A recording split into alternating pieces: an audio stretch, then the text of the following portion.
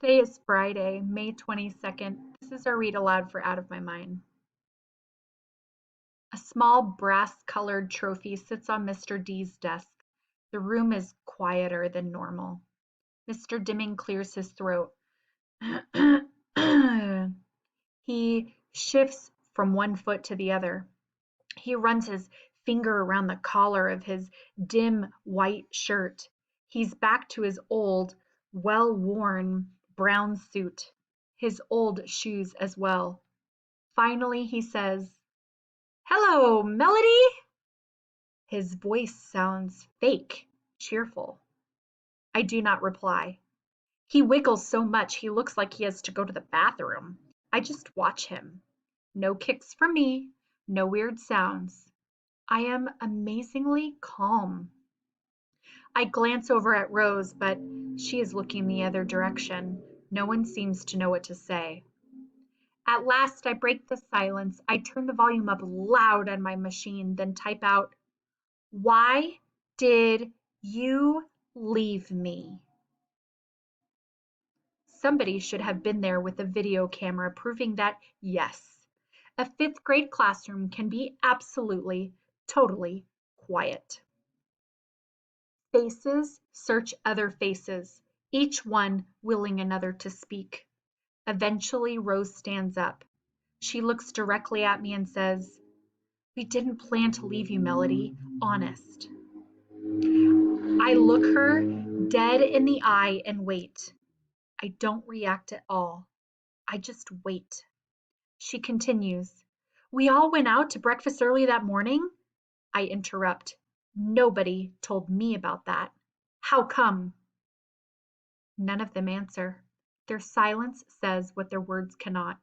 It's better without me. I blink real fast. Claire finally stammers. We figured you'd slow us down because you have to be fed and stuff." It's so quiet, I swear I can hear my own heartbeat. "You threw up. Nobody left you." "Oh, snap," I hear Rodney whisper. Claire stares down at her desk. "Who took my place?" Claire lifts her hand slightly, but she won't look at me. Rose scrapes at a spot on her history book. "We finished breakfast really fast because we were all excited, so we got to the airport extra early." Connor stands up then. He looks uncomfortable. "So when we got to the airport, they told us that the noon flight had just been canceled, but that we could make the early flight if we hurried." Molly speaks next. "So we checked our stuff real fast, then rushed, ran like track stars, even Mr. Dimming, down to the gate to get to that early flight." "Nobody thought about me?" I ask. Silence again. Finally, Elena says, "I did. I was the first one to board the plane. Just as I gave my boarding pass to the agent, I reminded Mr. Dimming that you were missing." Mr. Dimming again twists from one foot to the other. "I was so busy trying to count heads and check seat assignments and deal with everybody's carry-on bags, so I asked the kids to call you at home. I knew Rose at least had your number in her cell phone." All eyes shift to Rose. She looks at the floor, then slowly she looks at me. A tear runs down her cheek. "You couldn't have made it there in time anyway. I I picked up my phone to call you. I flipped it open, then I looked at the rest of the kids on the team." She pauses. I can imagine them standing there thinking about the chance to be on Good Morning America with that huge trophy and me. Rose continues in a whisper. "We looked at each other. Everyone made just a tiny head shake. No." "All of them?" I shiver. Rose sniffles and whispers finally. So I closed the phone and we got on the plane. I I never made the call. How can silence be so loud? Mr. Dimming finally says quietly, I'm so very sorry, Melody. So sorry. Rose bursts into tears and then puts her head down on her desk. Just before the competition, Molly explains, a reporter from the Washington Post came to interview the team, but he left when he found out you weren't there. Connor walks up to the front of the room then, picks up the ninth place trophy and brings it to me. He stammers and licks his lips. The team kind of wants you to have this, Melody, sorta to make up. He places it on my tray. The thing is small, made of cheap plastic that has been painted to look like metal. The name of the school is even spelled wrong on the faceplate. I look at that ugly little statue and I start to giggle. Then I crack up. Finally, I roll with laughter.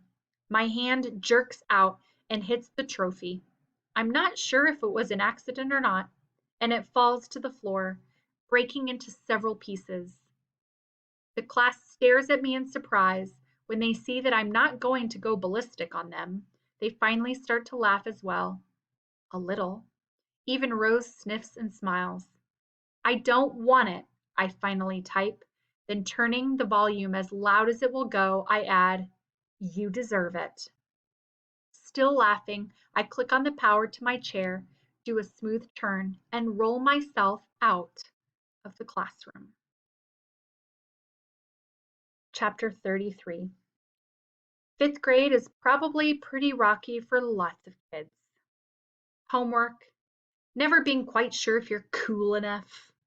Clothes, parents wanting to play with toys and wanting to be grown up all at the same time. And underarm odor. I guess I have all that, plus about a million different layers of other stuff to deal with. Making people understand what I want, worrying about what I look like, fitting in.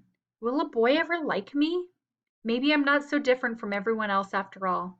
It's like somebody gave me a puzzle, but I don't have the box with the picture on it. So I don't know what the final thing is supposed to look like. I'm not even sure if I have all the pieces.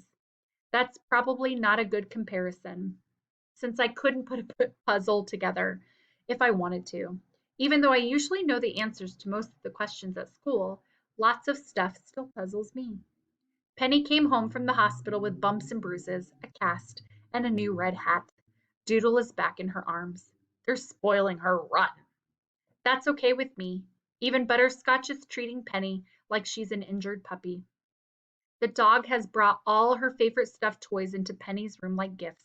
Today I'm working on Miss Gordon's autobiography project. Mrs. V has Elvira plugged into the computer. Classical music is softly seeping from her new iPod. I hear soft purple. This is going to take a while. So much is stuffed inside my head. I have lots to say and just one thumb to say it with. I guess I'll start at the very beginning. Words. I'm surrounded by thousands of words, maybe millions. Cathedral, mayonnaise, pomegranate, Mississippi, Neapolitan, hippopotamus, silky, terrifying, iridescent, tickle, sneeze, wish, worry. Words have always swirled around me like snowflakes, each one delicate and different, each one melting untouched in my hands. Deep within me, words pile up in huge drifts, mountains of phrases and sentences and connected ideas, clever expressions, jokes, even love songs. From the time I was really little, maybe just a few months old, words were like sweet liquid gifts, and I drank them like lemonade. I could almost taste them. They made my jumbled thoughts and feelings have substance.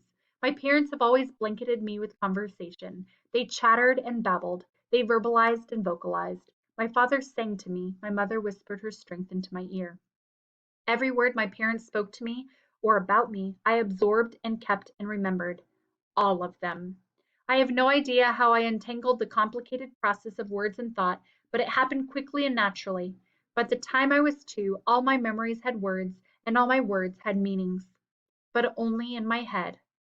I have never spoken one single word. I am almost 11 years old. Boys and girls, that is the end of our read aloud of Out of My Mind. I want you to take a moment and reflect upon Melody's struggles and triumphs.